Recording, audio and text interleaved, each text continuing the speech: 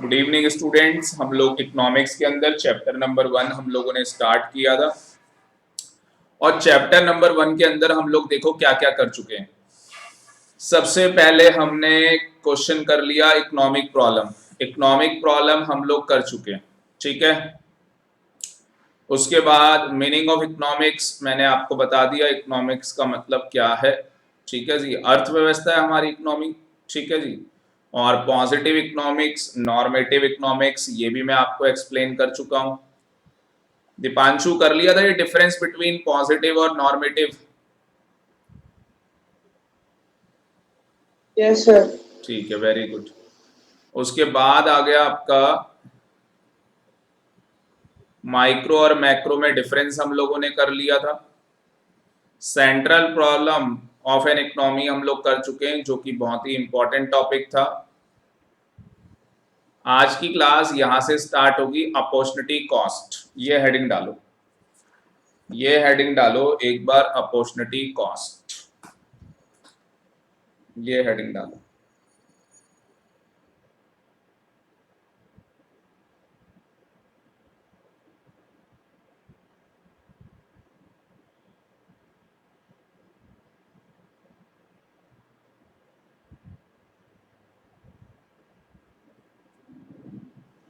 ठीक है, डाल दी अपॉर्चुनिटी कॉस्ट हेडिंग।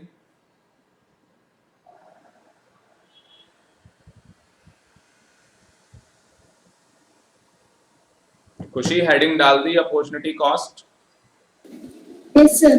हाँ देखो, अब बेटा समझो इसको, अपॉर्चुनिटी कॉस्ट क्या होती है, बिल्कुल ध्यान से समझो, बहुत आसान है। आपको पता होगा जैसे ये हमारा श्याम विहार हो गया और अपना हो गया द्वारका, ठीक है। तो आपके सर को क्या करना है, राजेश सर को क्या करना है, 11th क्लास के बच्चों को और 12th क्लास के बच्चों को कोचिंग क्लासेस देनी है। मान लेते हैं कोविड-19 कुछ नहीं चल रहा, कोरोना वरोना कुछ नहीं है और हम लोग फेस टू फेस क्लास ले सकते हैं। तो मेरे पास ऑप्शन है कि मैं द्वारका में पढ़ाऊं या श्याम विहार के अंदर मैं क्लासेस लूं, अदरवाइज मत लेना, मैं आपको समझा रहा हूं। अब अगर मैं क्लासेस द्वारका में लेता हूं तो मेरे को वहां पे अलग तरीके से मतलब मेरी अर्निंग होगी, और अगर मैं श्याम विहार में क्लासेस लेता हूं तो मेरी अलग अर्निंग होगी। अब मुझे बताओ मेरे पास जो रिसोर्स है वो क्या है, आपको बताना है मेरे पास रिसोर्स क्या है। मैं देखना चाहता हूं आपको पता है या नहीं है कि मेरा रिसोर्स क्या है। दीपांशु,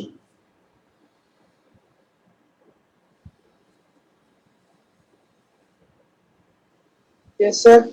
मेरे पास रिसोर्स क्या है? मुझे द्वारका में क्लास लेनी है, मुझे श्याम विहार में क्लास लेनी है, 11th-12th के बच्चों को मुझे पढ़ाना है। मेरे पास रिसोर्स क्या है? मेरे पास रिसोर्स है बेटा टाइम। क्या मुझे बताओ मेरे पास अनलिमिटेड टाइम है?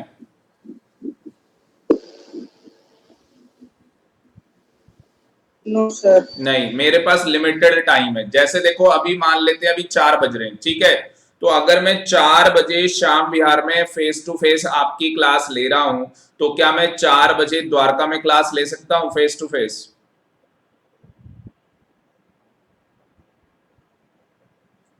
No sir. नहीं ले सकता। अब इसमें दीपांशु मुझे क्या करना पड़ेगा, मुझे एक चीज को सेक्रीफाइस करना पड़ेगा।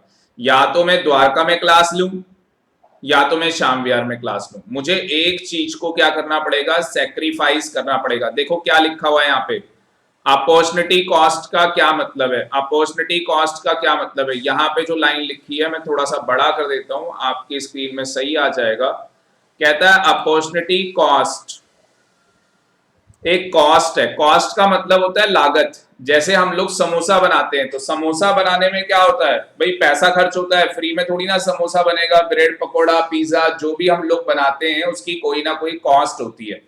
कहता है नेक्स्ट बेस्ट अल्टरनेटिव। वर्डिंग अगर आप देखोगे तो वर्डिंग इसने क्या लिखी है, next best alternative foregone. Next best alternative foregone. देखो उसने भी एग्जांपल दिया है, उसने भी क्या एग्जांपल दिया है, suppose you are working in bank और बैंक में आपको जॉब में कितना पैसा मिल रहा है, 40,000 रुपए पर मंथ आपको मिल रहा है। Further suppose you receive 2 more job offer, आपके पास 2 जॉब ऑफर और आ गए, एक में आपको 30,000 मिलेगा, एक में आपको 35,000 मिलेगा, एक में 30,000 मिलने वाले हैं, दूसरे में 35,000 रुपए आपको मिलने वाले हैं। अब देखो क्या चीज है, बिल्कुल ध्यान से देखना। कहता है in the given case opportunity cost of working in bank, जो आप बैंक में जॉब कर रहे हैं उसकी जो अपॉर्चुनिटी कॉस्ट है वो कितनी है, 40,000, वहां आपको 40,000 रुपए मिल रहा था। और नेक्स्ट बेस्ट अल्टरनेटिव जो आप फॉरगोन कर रहे हो, जिसे आप छोड़ रहे हो, वो आप क्या छोड़ रहे हो, 35,000 रुपए की आप जॉब छोड़ रहे हो। क्यों? क्योंकि आपको जो मिल रहा है वो क्या मिल रहा है, ज्यादा अच्छा मिल रहा है। The amount of other goods and service that must be sacrifice to obtain more any one good is called opportunity cost of that goods. क्या बोल, ये लाइन बहुत इंपॉर्टेंट है। द अमाउंट, ध्यान से देखना क्या लिख रहा है, the amount of other goods and service that must be sacrificed to obtain more of any one goods. Opportunity cost of working in bank is the cost of next best alternative foregone. Opportunity cost क्या है, 35,000 रुपए या 40,000 रुपए? यहां पे opportunity cost क्या है? हाँ जी, हमारे पास अपॉर्चुनिटी कॉस्ट क्या है, 40,000 रुपए या 35,000 रुपए? बताओ दीपांशु। सर 35। हाँ, वेरी गुड, 35,000 रुपीज, 35,000 रुपए हमारे पास अपॉर्चुनिटी कॉस्ट है। मेरे एग्जाम्पल के अंदर अगर मैं द्वारका में क्लास नहीं लेता और मैं श्याम विहार में क्लास ले रहा हूं, तो द्वारका में जो क्लास नहीं ले रहा वो मेरी अपॉर्चुनिटी कॉस्ट है। उस कॉस्ट को मुझे छोड़ना पड़ रहा है। किस चीज के लिए छोड़ना पड़ रहा है? नेक्स्ट बेस्ट अल्टरनेटिव, जो मुझे क्या है, बेस्ट अल्टरनेटिव मिल रहा है। तो अपॉर्चुनिटी कॉस्ट क्या है, एक कॉस्ट है of next best alternative forgone, जो मैंने क्या किया है, छोड़ा है। तो अगर आपके एग्जाम के अंदर अपॉर्चुनिटी कॉस्ट क्या है, तो आप लोग क्या लिख के आएंगे, आप लोग लिख के आएंगे, इसे कैसे लिखेंगे, इसको सिंपल वर्ड्स में आप लोग लिखेंगे। लिखो, मैं आपको लिखवा देता हूं, लिखो आप, मैं आपको लिखवाता हूं कैसे आप लिख के आओगे।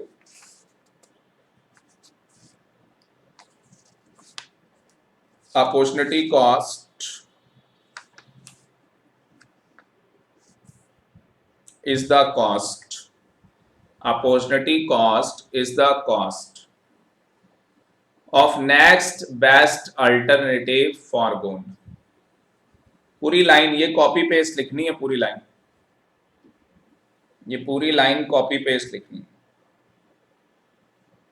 आगे देखो क्या बोलता है, उसके बाद में लिख लेना। उसके बाद क्या लिखोगे, as resources are secure. Resources क्या है हमारे पास, सिक्योर है। Society is also force to choice, हमेशा सोसाइटी हमें फोर्स करती है कि हमें चॉइस करना है।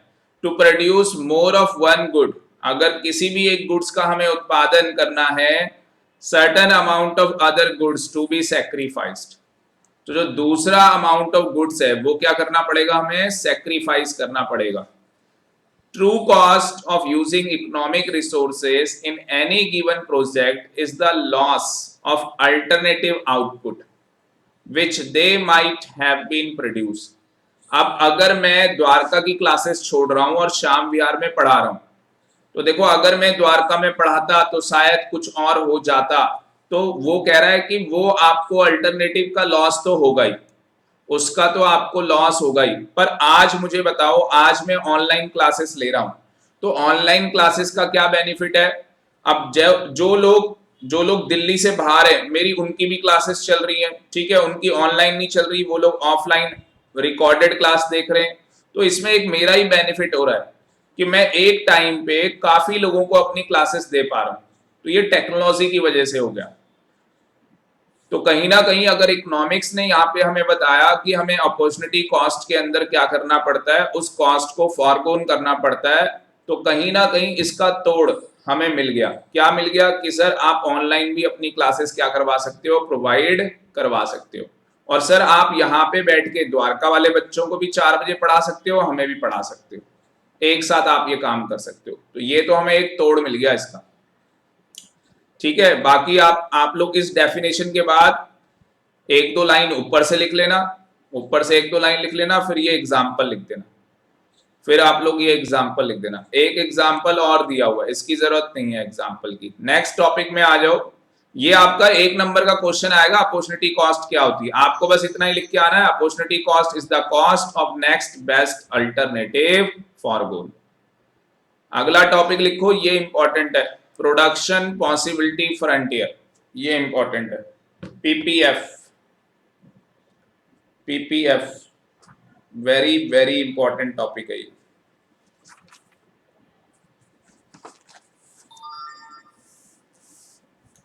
इसको पीपीसी भी बोलते हैं, इसको प्रोडक्शन पॉसिबिलिटी कर्व भी बोला जाता है। इसके नाम लिख लो, इसके बहुत सारे नाम हैं, ये सारे देखो इसी के नाम है। पीपीएफ के कितने सारे नाम है, production possibility curve, production possibility boundary, transformation curve, transformation frontier, transformation boundary. 2-3 नाम लिख लो, बाकी के बाद में लिख लेना। 2-3 नाम लिख लो, बाकी के बाद में लिख लेना, बहुत इंपॉर्टेंट है, बहुत ज्यादा इंपॉर्टेंट है production possibility curve.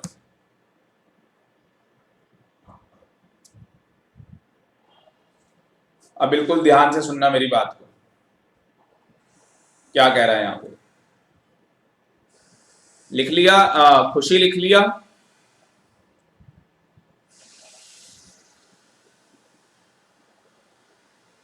Yes, sir. ठीक है बेटा, आगे देखो। अब पहले समझ लो प्रोडक्शन पॉसिबिलिटी कर्व क्या होती है, प्रोडक्शन पॉसिबिलिटी फ्रंटियर क्या होता है। दोनों एक ही चीजें, बस नाम अलग अलग, दोनों एक ही चीजें, बस नाम अलग अलग है। ठीक है ना। सबसे पहले हम लोग इसकी डेफिनेशन लिखेंगे, मतलब कि इसका मीनिंग लिखेंगे। इसका मीनिंग क्या है, एक हेडिंग डालो मीनिंग, एक हेडिंग डालो मीनिंग, इसका मीनिंग क्या है। ठीक है, मैं भी लिखता हूं आपके साथ साथ। चलो नोट्स बनाते हैं, बढ़िया बढ़िया।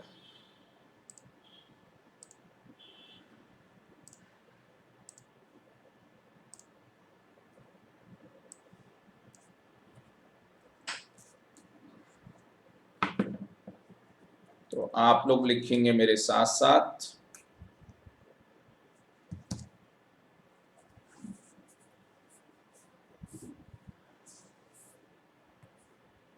हेडिंग डाल लो प्रोडक्शन पॉसिबिलिटी कर्व, आपने तो डाली ली होगी। सबसे पहले हम लोग लिखेंगे मीनिंग, सबसे पहले लिखेंगे इसका मीनिंग क्या है। तो production possibility curve, production possibility curve is a curve. ये क्या है, कर्व है। अभी बताऊंगा आपको कर्व क्या होती है। Production possibility curve is a curve, ठीक है ना, in which all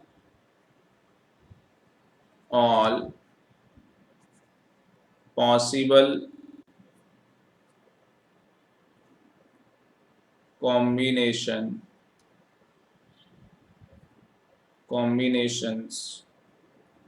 of two goods, all possible combinations of two goods that can be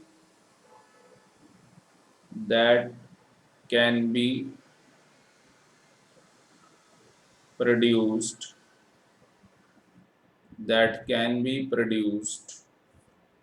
with given resources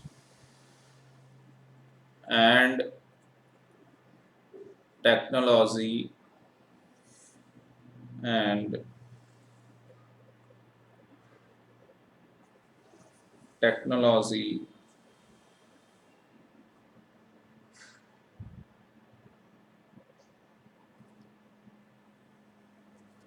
production possibility curve is a curve in which all possible combinations of two goods that can be produced with given resources and technology in an economy in an economy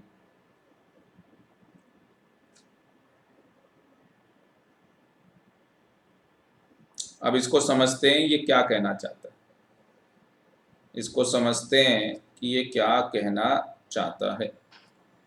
तो इसको हम लोग कैसे समझेंगे? दीपांशु लिख लिया? Yes sir. हाँ बेटा इसको समझते हैं, ठीक है।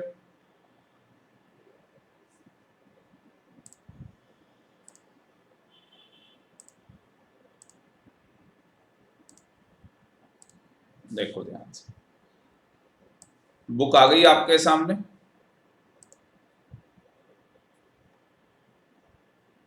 Yes sir.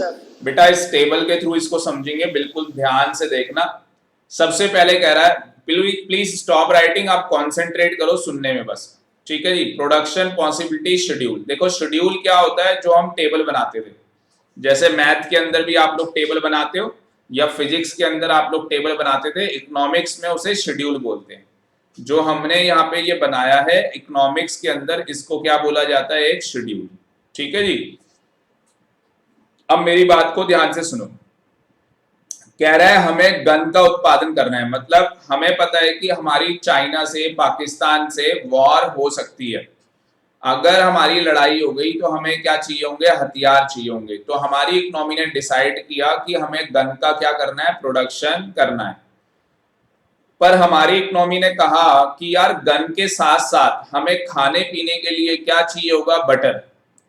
एक एग्जांपल ले रहे हैं कि आप ऐसी एक अजम्पशन ले रहे हैं कि आप ऐसी इकोनॉमी में हैं जहां पे ओनली 2 गुड्स का ही उत्पादन किया जाएगा, जबकि हम लोग उस इकोनॉमी के अंदर नहीं है कि जहां पे ओनली टू गुड्स का, हमें 2 ही गुड्स का हमें क्या करना है, उत्पादन करना है। यहाँ तो हमें बहुत सारे गुड्स का उत्पादन करना है। तो यहाँ पे एक अजम्पशन ली जा रही है, इकोनॉमिक्स एक अजम्पशन ले रही है कि यहाँ पे हम लोग ओनली क्या करने वाले, 2 गुड्स का ही बस हम लोग यहाँ पे क्या करने वाले हैं, उत्पादन करने वाले, ठीक है। ये हम लोग एक अजम्पशन ले रहे हैं। तो एक गुड्स हमें किसके लिए चाहिए, वॉर के लिए। दूसरे गुड्स हमें किसके लिए चाहिए, कंजम्पशन के लिए। अब मुझे बताओ क्या लैंड हमारे पास लिमिटेड है या नहीं है? आंसर इज यस, हमारे पास लैंड क्या है, लिमिटेड है। अब हम लोग यहाँ पे पॉसिबिलिटीज निकालेंगे। पॉसिबिलिटी ए क्या है हमारे पास कि हम लोग ओनली गन का प्रोडक्शन करें, हम लोग बटर का प्रोडक्शन करें ही ना, केवल हम लोग हथियार बनाएंगे, बटर का प्रोडक्शन हम करेंगे ही नहीं। तो मुझे बताओ अगर केवल हम लोग गन का प्रोडक्शन करेंगे तो फिर क्या खाने पीने के लिए, कंजप्शन करने के लिए हमारे पास कुछ होगा, नहीं होगा। तो क्या ये पॉसिबल जो कॉम्बिनेशन है ये सही है? तो ये पॉसिबल कॉम्बिनेशन सही नहीं है। फिर हमने बी पॉसिबिलिटी की, चलो ऐसा करते हैं 1 यूनिट गन का प्रोडक्शन कम कर देते हैं। अब मुझे बताओ अगर 1 यूनिट में यहां से सेक्रीफाइस कर रहा हूं तो बटर का प्रोडक्शन में कितना कर पाऊंगा, ओनली 1। उसके बाद अगर सी पॉसिबिलिटी की मैं बात करूं, अगर मैं गन का प्रोडक्शन 2 यूनिट और कम कर देता हूं, अगर मैं गन का प्रोडक्शन 2 यूनिट और कम कर देता हूं, इसका मतलब बटर का जो प्रोडक्शन है वो 2 हो जाएगा। अगर मैं गन का प्रोडक्शन 3 यूनिट और कम कर देता हूं, इसका मतलब बटर का प्रोडक्शन 3 हो जाएगा। मैं ये 4 कम करूंगा, ये 4 हो जाएगा, ये 5 करूंगा, ये 5 हो जाएगा। अगर मैं ये पूरा ही 6 कर दूंगा, 0 हो जाएगा। तो इसका प्रोडक्शन कितना होगा, 6 होगा।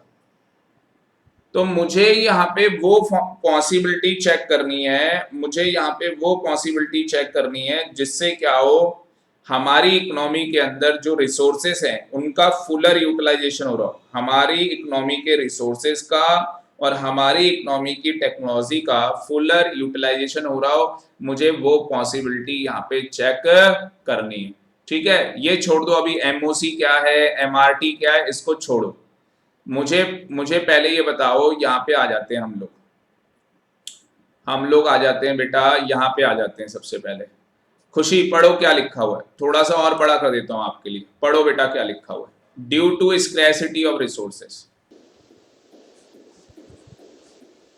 Due to scarcity of resources, we cannot satisfy all our wants. Even if an economic uses all its resources in the best possible manner, its capabilities are restricted due to scarcity of resources. बस बस As we देखो, cannot बस देखो, कह रहा है क्या, मुझे बताओ हमारे पास स्कैर्सिटी ऑफ रिसोर्सेस है या नहीं है। Answer is yes. क्या हम लोग अपनी सारी वांट्स को सेटिस्फाई कर सकते हैं? आंसर इज नो, नहीं कर सकते हम लोग। कहता है इवन एन इकोनॉमी यूज, चाहे एक इकोनॉमी क्या करे, अपने सारे रिसोर्सेस का बेस्ट पॉसिबल यूज करे, तो भी वो अपने जो भी रिसोर्सेस हैं रिस्ट्रिक्टेड ड्यू टू स्क्रैसिटी, तो भी हम अपनी सारी वांट्स को क्या है, फुल्ली सेटिस्फाइड नहीं कर पाएंगे, क्योंकि हमारे पास स्क्रैसिटी ऑफ रिसोर्सेस है। As we can not have everything that we want, जो भी हमें चाहिए उसके लिए हमारे पास सारे रिसोर्सेस नहीं है, इसलिए इकोनॉमी को क्या करना पड़ता है, इकोनॉमिक डिसीजन लेना पड़ता है। The decision is taken, decision क्या लेना पड़ता है कि which goods and services are to be produce, कौन सी गुड्स और सर्विसेज प्रोड्यूस की जाए that will best satisfy our wants, जो कि हमारी सेटिस्फैक्शन को क्या करे, बेस्ट सेटिस्फाई करे। सोसाइटी मस्ट डिसाइड, सोसाइटी हमेशा क्या डिसाइड करती है, what to produce out of an almost infinity range of possibilities. हमारे पास जो प्रोड्यूस करने की पॉसिबिलिटीज है वो इनफिनिटी है, मतलब कि बहुत ज्यादा है। प्रोड्यूस करने की जो हमारे पास रेंज है वो इनफिनिटी है, बहुत ज्यादा पॉसिबिलिटीज है। Choice is made between infinity, अब इतनी इनफाइनाइट पॉसिबिलिटीज है तो हमें चॉइस करना पड़ेगा। इकोनॉमिक्स एज्यूम कर रहा है, देखो इकोनॉमिक्स क्या कर रहा है, एज्यूम कर रहा है कि एक इकोनॉमी में ओनली 2 गुड्स की रिक्वायरमेंट है। क्या रियल लाइफ में ऐसा होता है, बताओ?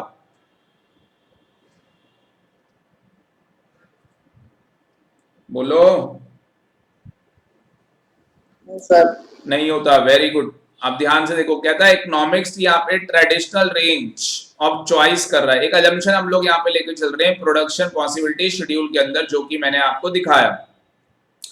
तो ये डेफिनेशन तो काट दो, ये डेफिनेशन काट दो। मैंने जो आपको डेफिनेशन लिखवाई, production possibility is a curve, production possibility is a curve, अपने सामने रखो उस डेफिनेशन को।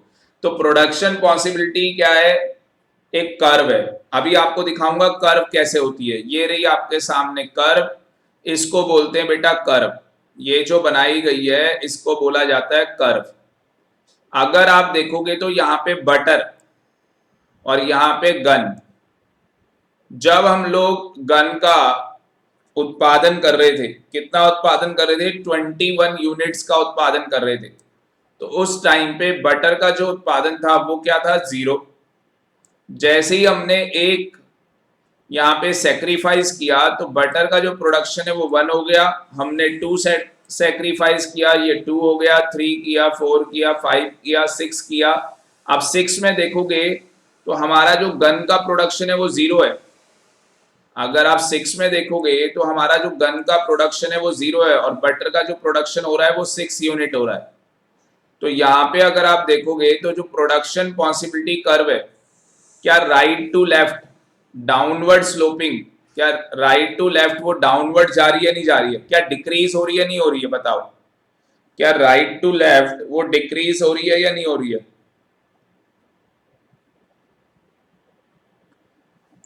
सर। Very good. अब यहाँ पे अजम्पशन देखो, हम लोग अजम्पशन क्या ले रहे हैं। सबसे पहले हमें क्या करना है दीपांशु, खुशी बेटा, सबसे पहले हमें क्या करना है, प्रोडक्शन पॉसिबिलिटी कर्व का मीनिंग लिखना है, जो कि मैंने मीनिंग आपको लिखवाया। मीनिंग लिखने के बाद आप लोग क्या लिखेंगे, अजम्पशंस लिखेंगे। क्या अजम्पशन है पीपीएफ के अंदर, देखो क्या अजम्पशन है। सबसे पहले पढ़ो खुशी क्या assumptions लिखी हैं, पढ़ो क्या assumption लिखी है। Assumption for PPF. Production possibility for frontier is based on the following assumptions. The amount of resources in an economic is fixed, but these resources can be transferred from one use to another. Second, with the help of given resources, only two goods can be produced. Third, the resources are fully and efficiently utilized. बस देखो अब क्या कहानी है। कह रहा है जो प्रोडक्शन पॉसिबिलिटी फ्रंटियर है या प्रोडक्शन पॉसिबिलिटी कर्व है, इसके अंदर एक हम अजम्पशन लेके चल रहे हैं। क्या अजम्पशन लेके चल रहे हैं कि जो हमारे पास रिसोर्सेस हैं वो फिक्स हैं, मतलब कि जो हमारे पास रिसोर्सेस हैं वो फिक्स है। हमेशा ऐसा नहीं होता कि हमारे रिसोर्सेस फिक्स हो। मुझे बताओ हमारे पास रिसोर्सेस क्या हैं, लिखो। रिसोर्सेस हैं लैंड, लेबर, कैपिटल और एंटरप्रेन्योर। ये रिसोर्सेस होते हैं किसी भी चीज का प्रोडक्शन करने के लिए। ये हमारे पास क्या है, रिसोर्सेस होते हैं लैंड, लेबर, कैपिटल और एंटरप्रेन्योर। अब मुझे बताओ क्या लैंड, लेबर, कैपिटल और एंटरप्रेन्योर क्या ये सारे इन एन इकोनॉमी क्या फिक्स है? नहीं भाई, बढ़ा भी सकते हो आप। But these resources can be transfer from one use to another. क्या एक यूज से दूसरे यूज में ट्रांसफर हो जाते हैं? Answer is yes, with the help of given resources only. वो कह रहा है हमारे पास जो हमारी इकोनॉमी में हमारे पास क्या है, रिसोर्सेस है, वो रिसोर्सेस हमारे पास फिक्स है। दूसरी बात वो कह रहा है इन रिसोर्सेस से क्या है, हम लोग ओनली टू गुड्स का क्या कर सकते हैं, प्रोडक्शन। केवल हम दो ही गुड्स का प्रोडक्शन कर सकते हैं। अब इन रिसोर्सेस को हमने क्या करना है, फुल्ली और एफिशिएंटली यूटिलाइज करना है। तो हमें इन रिसोर्सेस को क्या करना है, फुल्ली और एफिशिएंटली क्या करना है, यूटिलाइज करना है। आगे पढ़ो क्या बोलता है।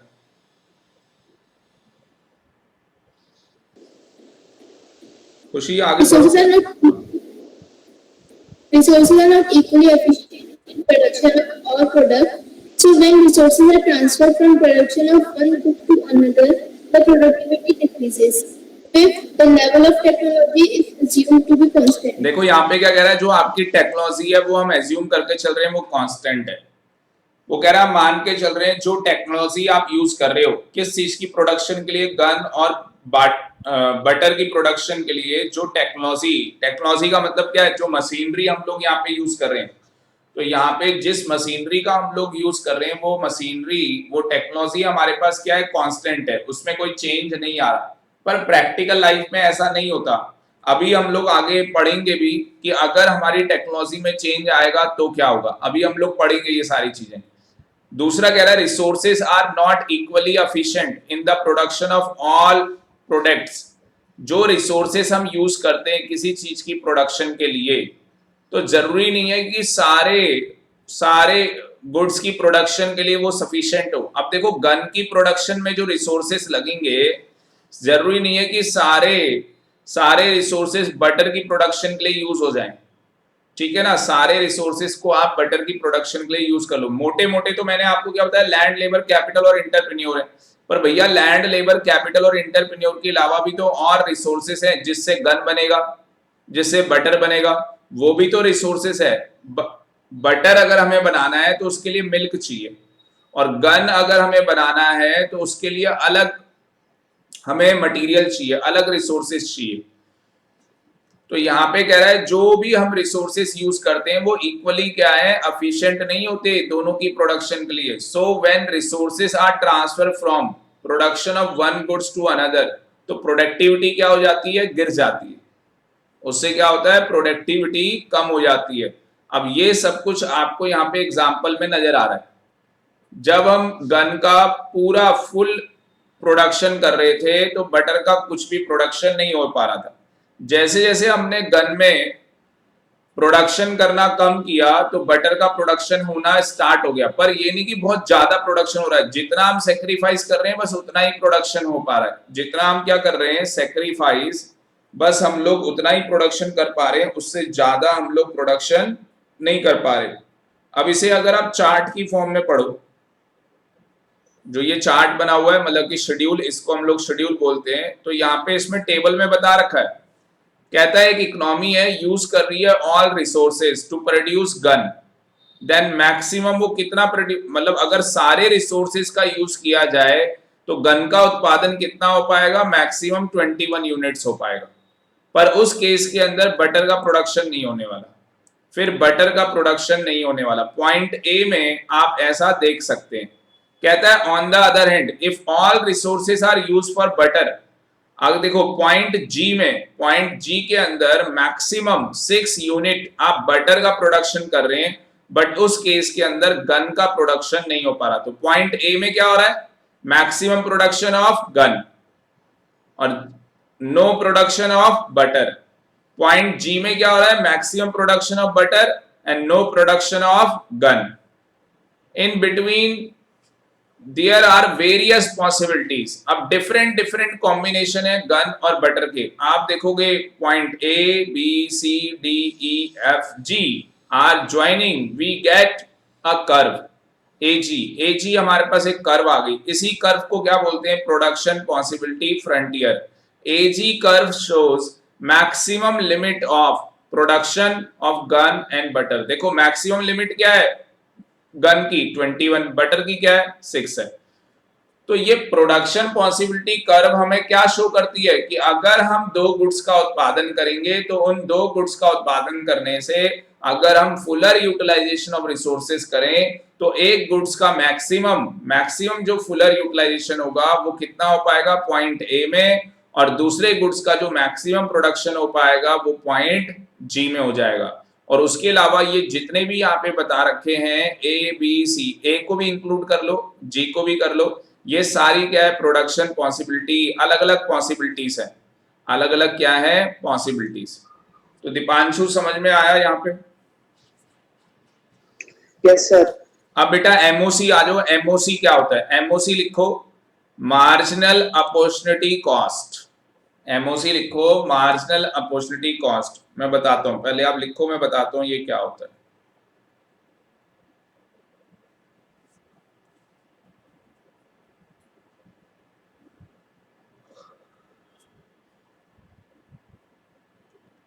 लिख लिया मार्जिनल अपॉर्चुनिटी कॉस्ट। खुशी पढ़ो क्या लिखा है, मार्जिनल अपॉर्चुनिटी कॉस्ट क्या होती है, पढ़ो। Margin opportunity cost refers to the number of units of a commodity sacrificed to gain one additional unit of another commodity.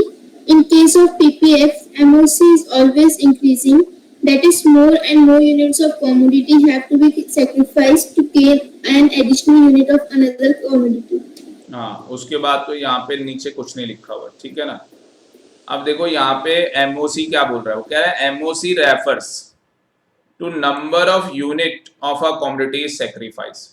Number of unit of a commodity is sacrifice, मतलब कि कितने number of unit आपको क्या करना पड़ रहा है, कितने नंबर ऑफ यूनिट आपको क्या करना पड़ रहा है, सैक्रिफाइस करना पड़ रहा है to gain additional unit of another commodity.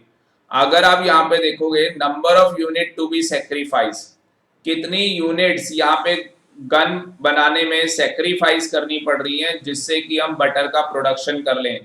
तो सर यहाँ पे 1, यहाँ पे कितना सैक्रिफाइस करना पड़ रहा है 1। तो हमारा एमओसी, एमओसी की डेफिनेशन देखो क्या लिखी है, एमओसी की डेफिनेशन लिखो, इस शेड्यूल के अकॉर्डिंग लिखते हैं, लिखो MOC refers to the, MOC refers to the number of units. यही लाइन कॉपी पेस्ट लिखनी है, देख के लिख लो, यही लाइन कॉपी पेस्ट लिखनी है, यहां तक कॉपी कर दो एक बार, एक बार ये सारा यहां तक कॉपी कर दो।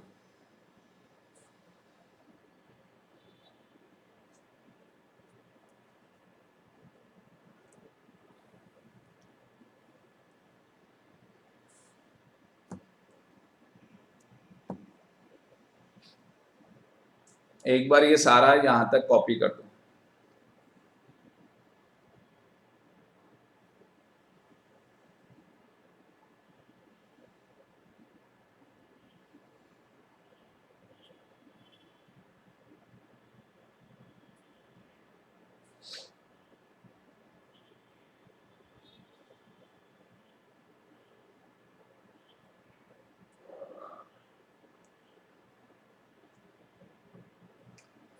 देखो लिख लिया Deepanshu? Yes, sir.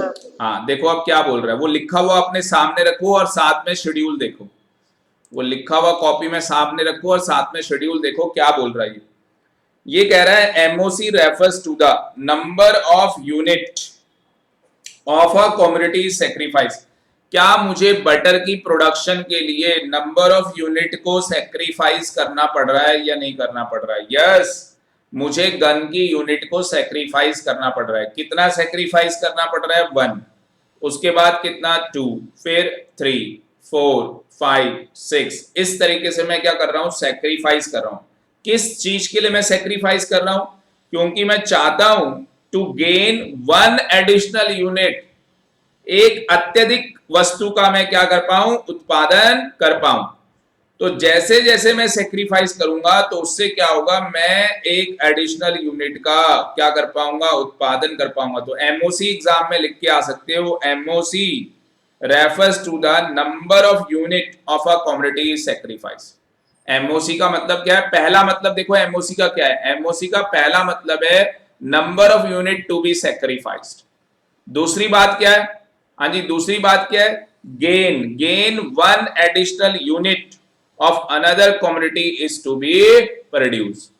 Gain 1 additional unit of another commodity is to be produced. बताओ समझ में आया या नहीं आया?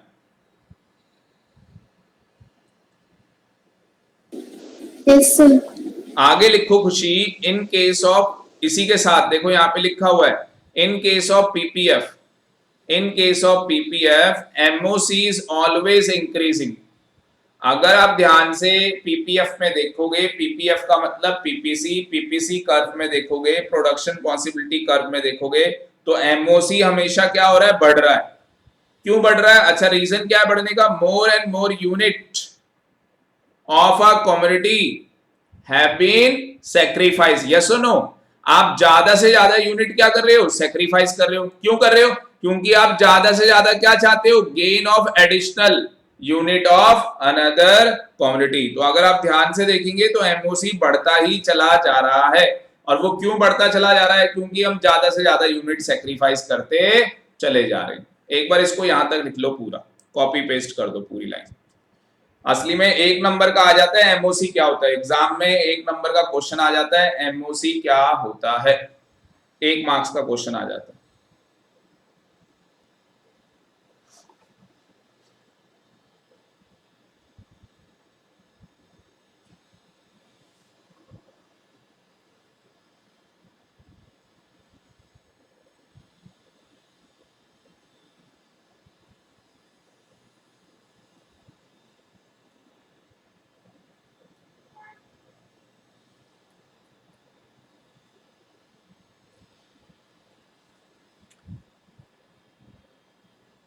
आगे देखो,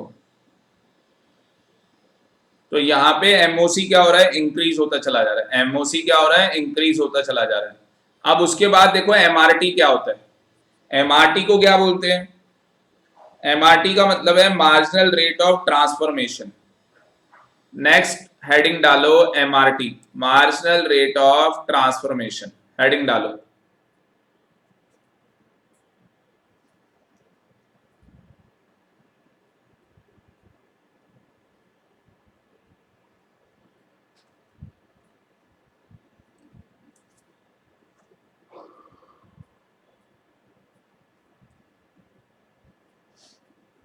एमआरटी क्या है? एक रेशो है।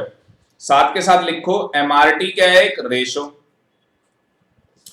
एमआरटी जो रेशो है, अगर आप ध्यान से देखोगे, एक बार प्लीज स्टॉप राइटिंग, एक बार अगर आप ध्यान से देखोगे रेशो किस चीज की है?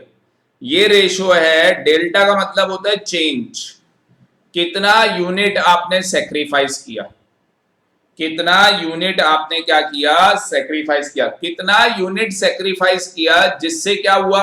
प्लीज ध्यान से सुनना, जिससे क्या हुआ? एडिशनल यूनिट का प्रोडक्शन हुआ। कितना यूनिट आप सेक्रीफाइस कर रहे हो जिससे एडिशनल यूनिट का क्या हो रहा है? गेन हो रहा है।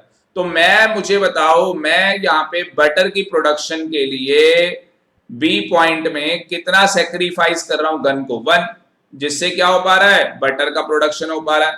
तो अगर आप यहाँ पे देखोगे एमआरटी में क्या बोला है, चेंज इन गन, गन में कितना चेंज आया, 1 का। अगर बी पॉइंट में मैं निकालूं तो गन में कितने का चेंज आया, 1 का, और उसकी वजह से बटर के प्रोडक्शन में कितना चेंज आ गया, 1। उसके बाद सी पॉइंट में अगर आप देखोगे गन में चेंज आया 2 का, गन का जो प्रोडक्शन है उसके प्रोडक्शन में 2 का आपको सेक्रीफाइस करना पड़ा, उसकी वजह से आपने बटर में कितना गेन किया, 1। अगर आप हमेशा देखोगे तो बटर क्या हो रहा है, 1 यूनिट से बढ़ती चली जा रही है। तो यहाँ पे बटर क्या है, हमेशा एक एडिशनल यूनिट से क्या हो रहा है, बढ़ती चली जा रही है, 1 एडिशनल यूनिट से बढ़ती चली जा रही है, और यहाँ पे आप सेक्रीफाइस करते चले जा रहे हो। तो एमआरटी में क्या बोला था उसने, एमआरटी एक रेशो है, एमआरटी क्या है, एक रेशो है। लिखो, MRT is the ratio, MRT is the ratio. अब रेशो के आगे देखो क्या बोलता है, ये याद हो गया हमें, एमआरटी एक रेशो है, MRT is the ratio. Ratio किस चीज की है, of number of unit, number of unit. हाँ जी, गन क्या कर रहे हो, गन में क्या कर रहे हो, नंबर ऑफ यूनिट क्या, sacrifice, number of unit of a community sacrificed, number of unit of a community sacrificed. तो जो number of unit of a community आप सेक्रीफाइस कर रहे हो वो किस लिए कर रहे हो, to gain additional unit of another community, to gain additional unit of another community. ये यहां से कॉपी पेस्ट कर दो पूरा, ये पूरी लाइन कॉपी पेस्ट कर दो, पूरी लाइन।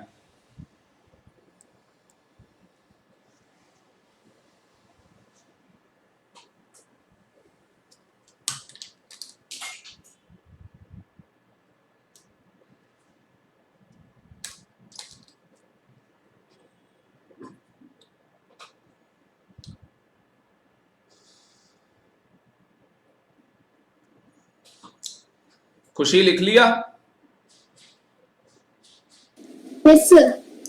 नीचे लिखो फॉर्मूला, नीचे लिखो एमआरटी का फॉर्मूला। फॉर्मूला क्या है, देखो एमआरटी का, डेल्टा यूनिट सेक्रीफाइस डिवाइड में डेल्टा यूनिट गेन, ऐसे फॉर्मूला लिख लो, फॉर्मूला लिख लो इसका।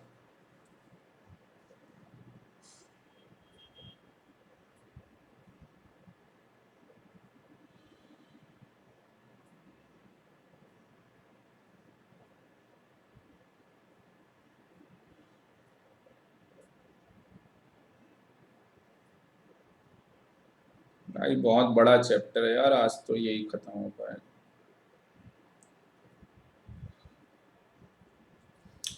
मेहनत करनी पड़ेगी थोड़ी इकोनॉमिक्स के अंदर। चलो आगे चलते हैं, आगे लिखो नेक्स्ट। ये समझ में आ गया ना एमआरटी क्या होता है, Yes, sir. हाँ बेटा। नेक्स्ट हेडिंग लिखो दीपांशु, कैरेक्टरिस्टिक्स, पीपीएफ। पीपीएफ की क्या कैरेक्टरिस्टिक्स है,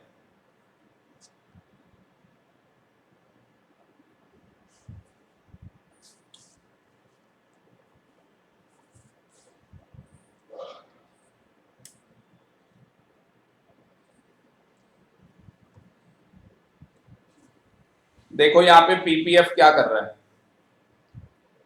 पीपीएफ स्लोप्स क्या है, डाउनवर्ड स्लोप है। पीपीएफ का स्लोप क्या है, डाउनवर्ड। क्या मुझे बताओ, PPF right to left downward sloping था या नहीं था, दीपांशु?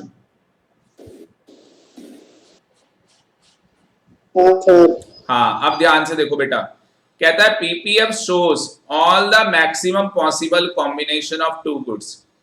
पीपीएफ हमें क्या शो करता है, all maximum combination of two goods का जो हम क्या कर रहे हैं, उत्पादन कर रहे हैं, प्रोड्यूस कर रहे हैं with the available given resources and technology.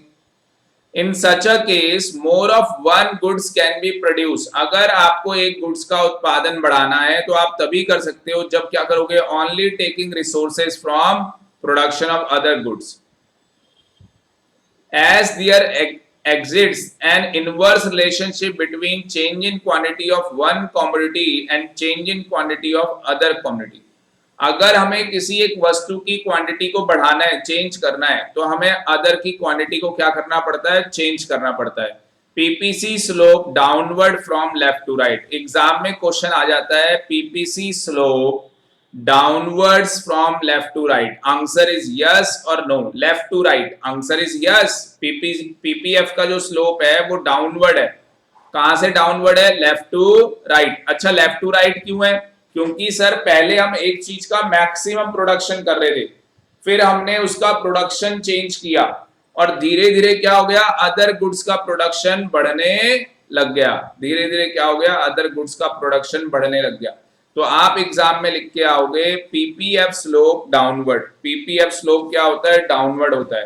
और अगर आपसे कोई पूछेगा तो भैया डाउनवर्ड कैसे होता है, भाई लेफ्ट टू राइट होता है. ये डाउनवर्ड क्यों होता है, क्योंकि भाई हम प्रोडक्शन कर रहे हैं, जो प्रोडक्शन कर रहे हैं एक गुड्स का, वो हम क्या करते चले जा रहे हैं, कम करते चले जा रहे हैं. वो हम कम करते चले जा रहे हैं जिससे कि दूसरे गुड्स का भी क्या हो सके, उत्पादन हो सके. तो आप इसको लिख के आ सकते हो, लिखो, इसे भी लिख लो, मैं लिखवा देता हूं आपको. PPF slope downwards, PPF slope downwards. मैं लिखवाता हूं इसको, मैं लिखवाता हूं आपको.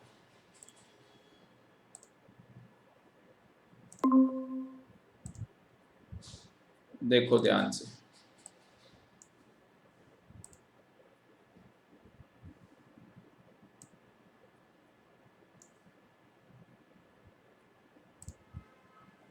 तो यहां पे आप लोग लिखेंगे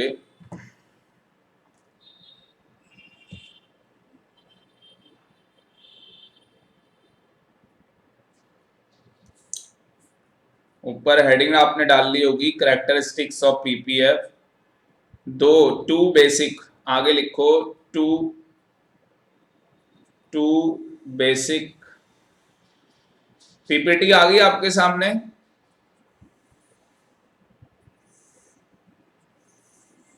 दीपांशु पीपीटी आ गई है. टू बेसिक कैरेक्टरिस्टिक्स और फीचर्स और प्रॉपर्टीज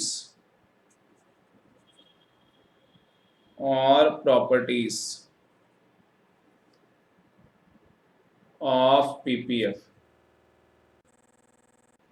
ठीक, पीपीटी आ गई ना आपके सामने.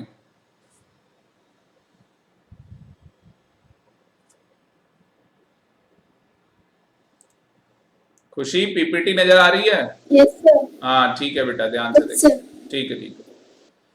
तो यहाँ पे देखो क्या कह रहा है. पहले सबसे पहली बात उसने क्या बोली है, सबसे पहले उसने बोला है पीपीएफ स्लोप. पीपीएफ बोल लो, पीपीसी बोल लो, बात एक ही है. PPF slopes, PPF slopes, PPF slopes downward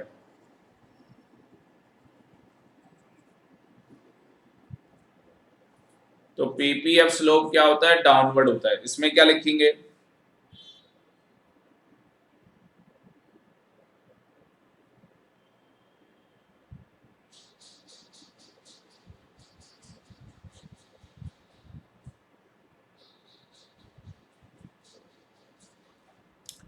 इसमें लिखो it shows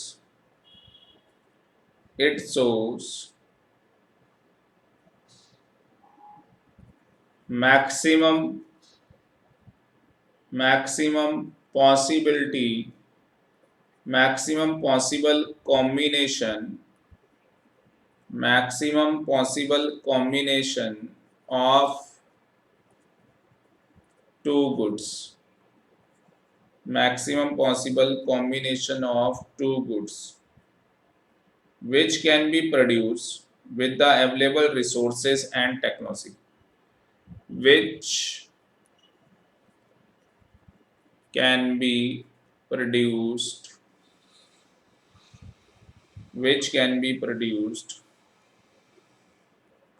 only which can be produced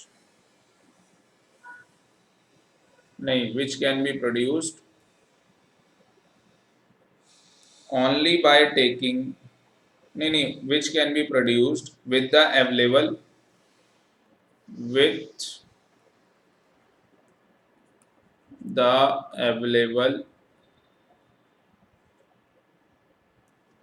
resources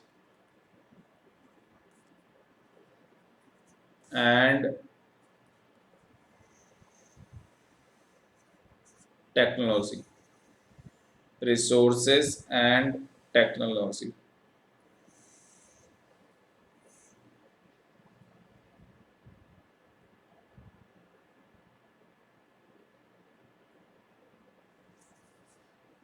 आगे लिखो, in such a case,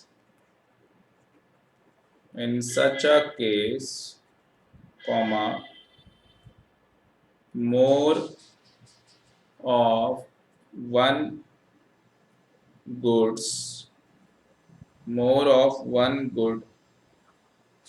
can be produced. More of one good can be produced only by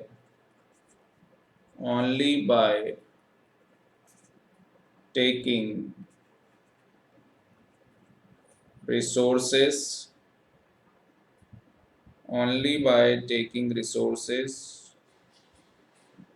away from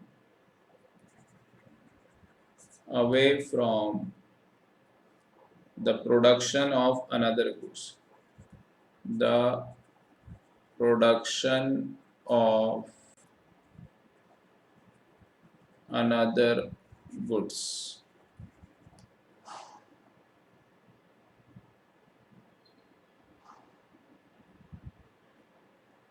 उसके बाद लिखो,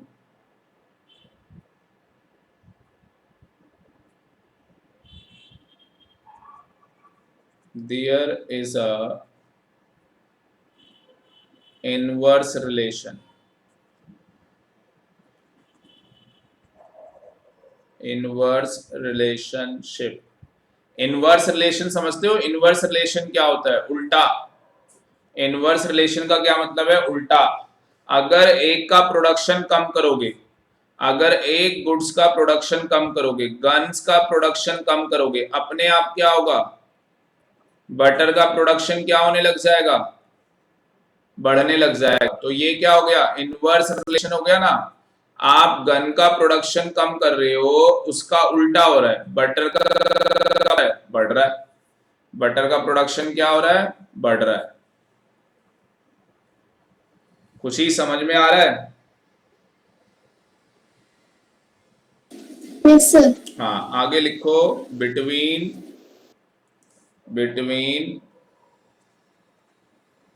change in quantity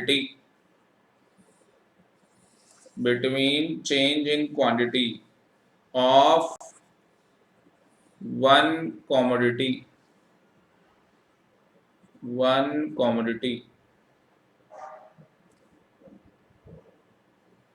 and change in quantity of another commodity and change in, ये मैंने change लिखा है, आप पूरा change लिखना है ऐसे ही, change in quantity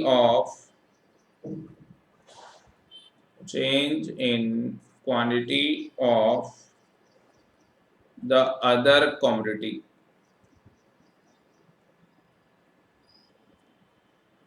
तो हम यहाँ पे क्या कर रहे हैं बेटा? हम लोग यहाँ पे चेंज कर रहे हैं वन कमोडिटी के अंदर, उसकी वजह से चेंज आ रहा है किसमें? अदर कमोडिटी में। चेंज कैसे आ रहा है? हमारे गन का प्रोडक्शन पहले कितना था? पहले गन का प्रोडक्शन था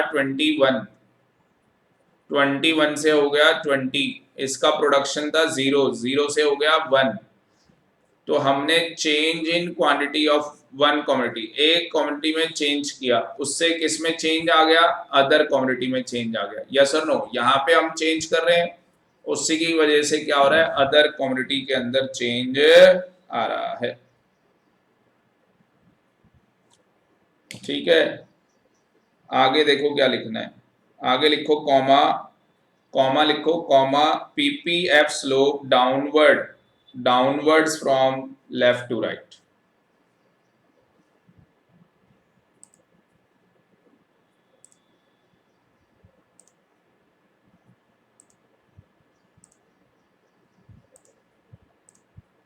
तो ये रहा स्टूडेंट आपके सामने, PPF slope downwards from left to right, ये लिख दो आगे बस।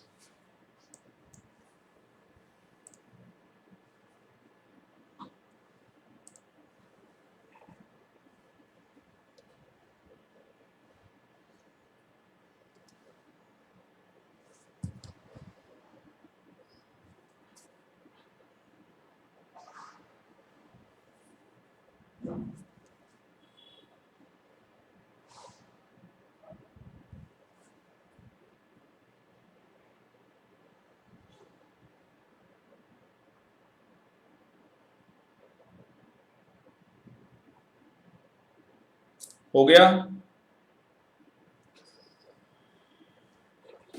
Yes, sir. हाँ बेटा, नेक्स्ट हेडिंग डालो, point number 2, PPF is concave shape. PPF का क्या होता है? कनकेव सेप होता है। कनकेव का मतलब आपको पता ही होगा,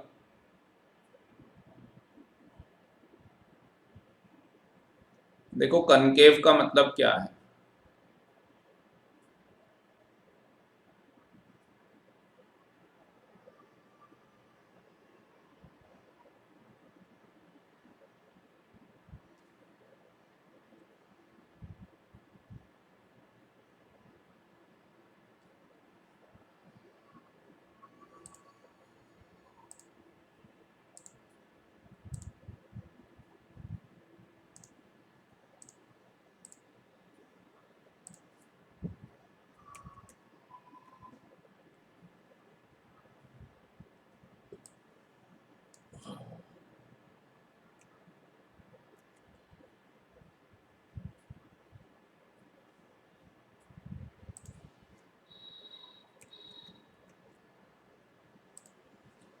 देखो उसने क्या बोला, उसने सेकंड पॉइंट के अंदर बोला, पीपीटी आ गई आपके सामने?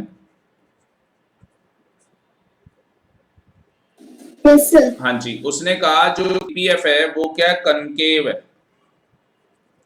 कनकेव शेप है उसका। पीपीएफ का क्या है? कनकेव शेप है। कनकेव शेप का मतलब क्या है? कनकेव शेप का मतलब क्या है?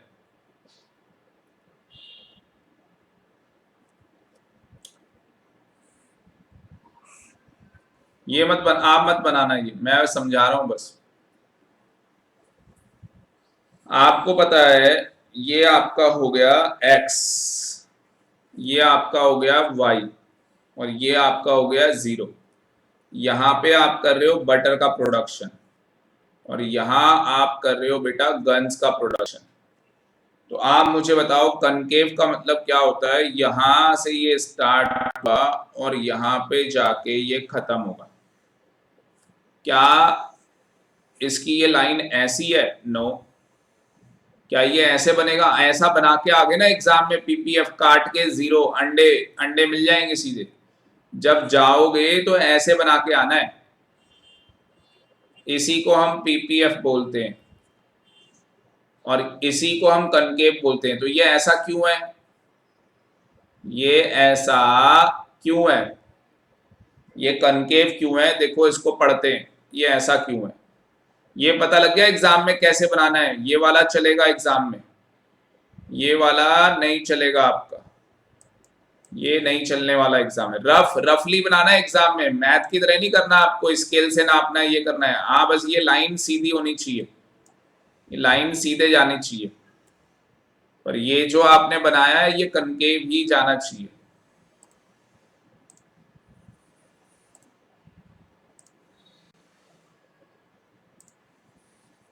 देखो अब क्या बोलता है ये कहता है जो पीपीएफ है इस कनकेव शेप, पीपीएफ का जो शेप होगा वो क्या होगा? कनकेव होगा। अब देखो कनकेव कैसे होगा, पढ़ो खुशी क्या लिखता है।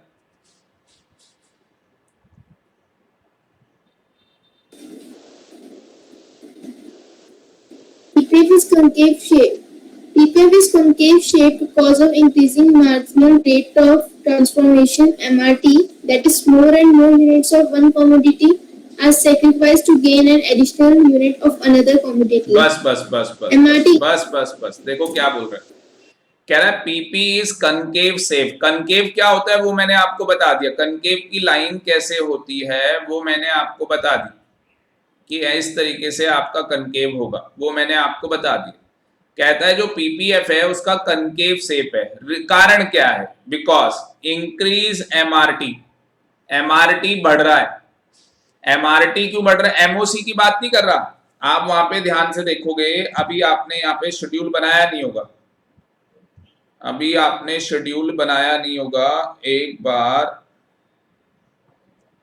बार ये शेड्यूल बनाओ फटाफट, ये शेड्यूल बनाओ, फिर ज्यादा बेटर समझ में आएगा कि देखो एमआरटी बढ़ता चला जा रहा है। फटाफट बनाओ शेड्यूल।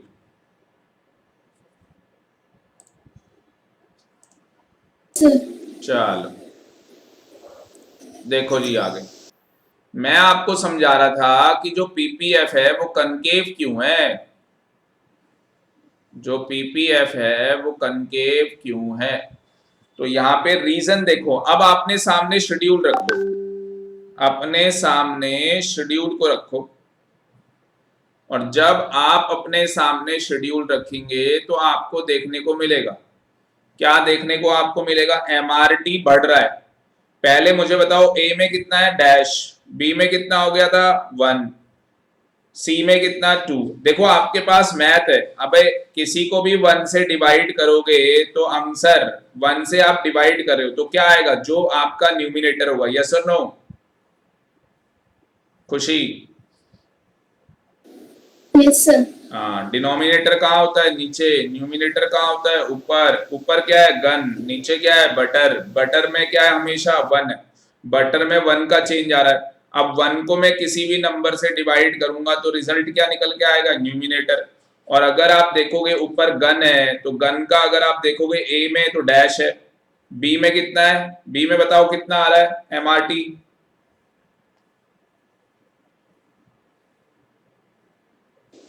2G/1 भी।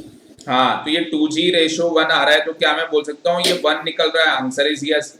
क्या मैं सी पॉइंट में बोल सकता हूँ 2 आ रहा है, डी में 3, ई में 4, एफ में 5, जी में 6, यस। क्या है, एमआरटी बढ़ता चला जा रहा है, आंसर इज यस। अब देखो रीजन क्या है एमआरटी बढ़ने का, एमआरटी बढ़ने का रीजन क्या है, ध्यान से देखो, इंक्रीज एमआरटी, इंक्रीज एमआरटी लिख के आ जाओगे इतना, इंक्रीज एमआरटी, यस सर कोई दिक्कत नहीं। more of one, more and more unit of one commodity is sacrificed, more and more unit of one commodity is sacrificed to gain an additional unit of another commodity। हम क्या कर रहे हैं, ज्यादा से ज्यादा यूनिट क्या कर रहे हैं, हम लोग सेक्रीफाइस कर रहे हैं। और जैसे ही हम लोग ज्यादा से ज्यादा यूनिट सेक्रीफाइस करते चले जा रहे हैं, उससे क्या हो रहा है, एडिशनल यूनिट अनदर कम्युनिटी की क्या हो रही है, प्रोड्यूस हो रही है। एडिशनल यूनिट अनदर कम्युनिटी की क्या हो रही है, प्रोड्यूस हो रही है। अगर आप देखोगे तो बटर का प्रोडक्शन पहले 0 था, उसके बाद 1 हो गया, फिर 2, 3, 4, 5, 6। आपको नहीं लग रहा जो बटर का प्रोडक्शन है वही एमआरटी आ रहा है, एक तरीके से जो बटर का प्रोडक्शन बढ़ता चला जा रहा है वही एमआरटी बनता चला जा रहा है, यस और नो? Yes sir. हाँ, तो बेटा एग्जाम में इस तरीके से लिख के आओगे, ये यहां से लिखो यहां से, PPF is concave shape, PPF is concave shape because से लेके यहां तक पूरा कॉपी पेस्ट कर दो, लिखो फटाफट। अगर कोई बच्चा ये वीडियो देख रहा है तो प्लीज उसको भी इसी तरीके से ये क्लास लेनी है, इसी तरीके से नोट्स बनाने। इकोनॉमिक्स में भाई तुम्हारी मेहनत ज्यादा चाहिए, अकाउंट्स में समझना पड़ता है चीजों को, यहाँ पे समझने के बाद भाई लिखना भी पड़ता है,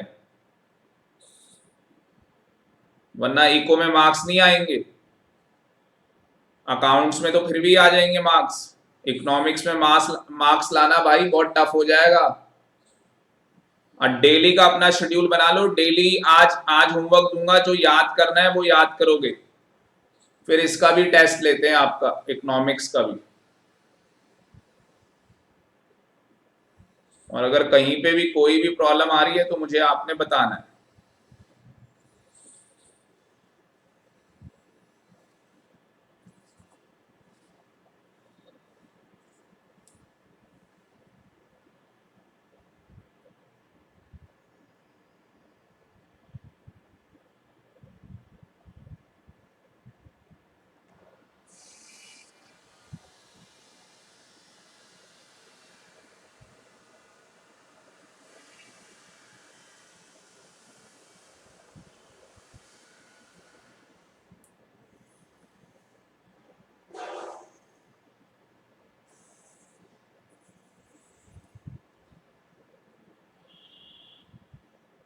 हो गया? Yes, sir. हाँ, अब आगे लाइन देखो क्या लिखी है। कहता है MRT, please stop writing. Deepanshu लिख लिया?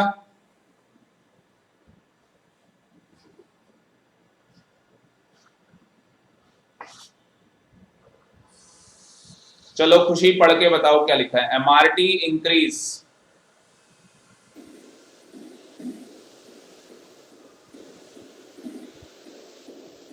MRT increases because it is assumed that no resource is equally efficient in production of all goods. As resources are transferred from one good to another, less and less efficient resources have to be employed. This raises cost and raises MRT. In the given example of guns and butter, students of gun sacrifice keep on increasing each time to increase production of 1 unit of butter. बस देखो क्या कह रहा है। कहता है MRT क्या हो रहा है, इंक्रीज हो रहा है, बिकॉज इट इज एज्यूम, एक अजम्पशन ले रहा है कि नो रिसोर्सेस, जो भी रिसोर्सेस होते हैं हमारे पास, नो रिसोर्सेस इक्वली एफिशिएंट। कोई भी अगर रिसोर्सेस हैं, हम दो गुड्स का उत्पादन कर रहे हैं, वो रिसोर्सेस इक्वली एफिशिएंट नहीं होंगे ऑल गुड्स को क्या करने के लिए, प्रोड्यूस करने के लिए। As resources are transfer, resources are transfer from one goods to another. देखो आपका एक सब्जेक्ट है अकाउंट्स, दूसरा है आपका इकोनॉमिक्स, तो हमेशा ऐसा नहीं होगा कि, मतलब कहने का मतलब ये है कि अगर आपका अकाउंट्स बहुत सॉलिड है तो जरूरी नहीं है कि इकोनॉमिक्स भी बहुत सॉलिड होगा। आपको इकोनॉमिक्स के अंदर भी क्या करनी होगी, मेहनत करनी होगी। अब मैं आपसे क्वेश्चन पूछता हूं, क्या ऐसा हो सकता है किसी बच्चे की अकाउंटेंसी बहुत अच्छी है पर इकोनॉमिक्स भाई साहब बहुत बेकार है? हो सकता है या नहीं हो सकता?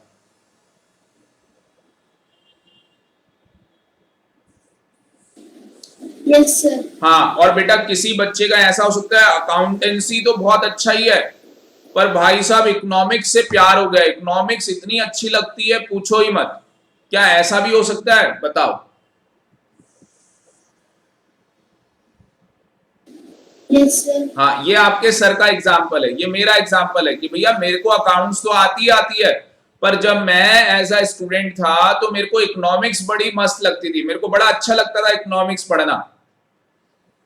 तो ये कॉम्बिनेशन भी हो सकता है। तो यहाँ पे जो बता रहा है हमें, यहाँ पे पीपीएफ के अंदर ये वो सिचुएशन बता रहा है जो इकोनॉमी के अंदर नहीं होती है कभी। ऐसा रियल लाइफ में नहीं होता कि हम दो ही गुड्स का उत्पादन करेंगे। तो यहाँ पे आगे आप देखोगे, आगे जो हमारा अगला टॉपिक आ रहा है वो कह भी रहा है whether economy will always operate PPF. तो यहाँ पे लिखा भी है डज नॉट। एक्चुअली इकोनॉमी इस चीज को ऑपरेट करती नहीं है। तो यहाँ पे सारी चीजें क्या है, एजम्पशन बेस है। यहाँ पे एजम्पशन ली गई है, यहाँ पे ये एज्यूम किया गया है कि यहाँ पे हमें केवल दो ही गुड्स का उत्पादन करना है। हमें यहाँ पे ये एज्यूम किया गया है कि हमें क्या करना है, बस दो ही गुड्स का हमें उत्पादन करना है। यहाँ पे ये एजम्पशन ली गई है। अब मुझे बताओ कहता है एमआरटी इंक्रीज, एमआरटी बढ़ रहा है बिकॉज क्यों, हम एज्यूम कर रहे हैं कि नो रिसोर्सेज इक्वली एफिशिएंट। अब मुझे बताओ जिन रिसोर्सेज से गन का प्रोडक्शन हो रहा है, क्या उन रिसोर्सेज को ट्रांसफर करने से बटर का प्रोडक्शन भी एफिशिएंटली हो जाएगा? नो। अगर किसी एक चीज से आप एसी और कूलर ले लो भाई, एसी में बैठोगे अलग फीलिंग आएगी, कूलर में बैठोगे अलग आएगी, पंखे में बैठोगे अलग आएगी। क्यों? क्योंकि सर एसी एक रिसोर्सेस है, कूलर एक रिसोर्सेस है, फैन एक रिसोर्सेस है। एक मशीनरी होगी ना, जिस मशीन का हम यूज करेंगे हमें ये देखना पड़ेगा भाई वो मशीन कितनी एफिशिएंट है, एसी कितनी गर्मी पड़ जाए भाई एफिशिएंट है। कूलर तो आपको देखना पड़ेगा बाहर का एनवायरनमेंट क्या है, उसके अकॉर्डिंग कूलर अच्छा काम करता है। और फैन तो वही वाली कहानी है, ठीक है जी। तो यहाँ पे ये अजम्पशन लेके चल रहा है, कोई भी ऐसा रिसोर्सेस आज तक पैदा ही नहीं हुआ जो कि हर गुड्स की प्रोडक्शन के लिए क्या हो, एफिशिएंट हो। As resources are transferred from one goods to another, less and less efficient resources have been implied। तो इसीलिए हमारा जो एफिशिएंसी है वो क्या हो जाएगा, कम हो जाएगा। वो क्या हो जाएगी, कम हो जाएगी। और उसकी वजह से हमारी कॉस्ट, हमारी जो लागत है वो बढ़ जाएगी। और इसीलिए हमारा जो एमआरटी है वो क्या हो रहा है, इंक्रीज। कह रहा है इन द गिवन एग्जांपल आप कौन सी यूनिट को सेक्रीफाइस कर रहे हैं, गन की यूनिट को आप सेक्रीफाइस कर रहे हैं। उससे क्या हो रहा है, आपका इंक्रीज हो रहा है प्रोडक्शन किसका, बटर का। उससे आपका किसका प्रोडक्शन इंक्रीज हो रहा है, बटर का। बट आपको गन को क्या करना पड़ रहा है, सेक्रीफाइस। गन की यूनिट को क्या करना पड़ रहा है, सेक्रीफाइस करना पड़ रहा है। बात समझ में आ रही है? एक बार इसको लिख लो यहां से, एमआरटी इंक्रीज, यहां तक लिख लो बटर तक, फटाफट लिखो। देखता हूं आपको कितना टाइम लगता है। मैं स्टॉप वॉच लगाता हूं, 4:58 हो रहा है, देखते हैं आपको कितना टाइम लगता है।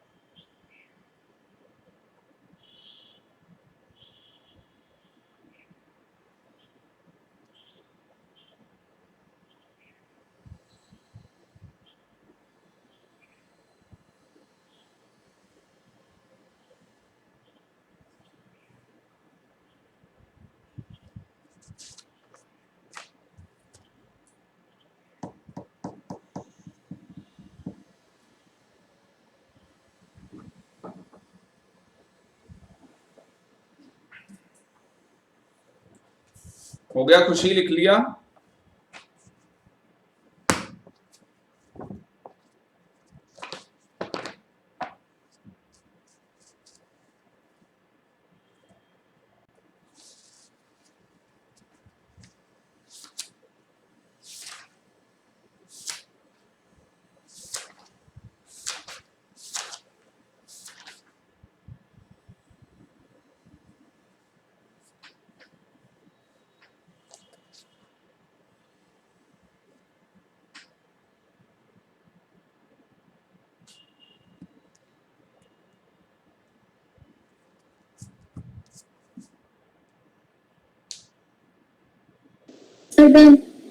Very good. दीपांशु हो गया? दीपांशु को मेरे को लग रहा है सुना, हाँ आ गया माइक। ओके ओके, ठीक है, बहुत बढ़िया है, बहुत बढ़िया। अब ध्यान से सुनो मेरी बात को। तो अभी हम लोग इकोनॉमिक्स की क्लास यहीं पे स्टॉप कर रहे हैं, बट आज हम कोई ब्रेक नहीं करेंगे। जो हमारी अकाउंट्स की क्लास थी, अकाउंट्स के अंदर हम लोगों ने अकाउंटिंग प्रोसीजर स्टार्ट किया था, rules of debit and credit, उसके अनसॉल्व्ड क्वेश्चन हम लोग करने वाले। तो यहाँ पे इकोनॉमिक्स के अंदर जो हमारी कल की क्लास होगी, अच्छा मुझे 1 मिनट रुक जाओ, मैं आज का सेशन एक बार एंड कर दूं, आज की रिकॉर्डिंग कंप्लीट कर दूं मैं।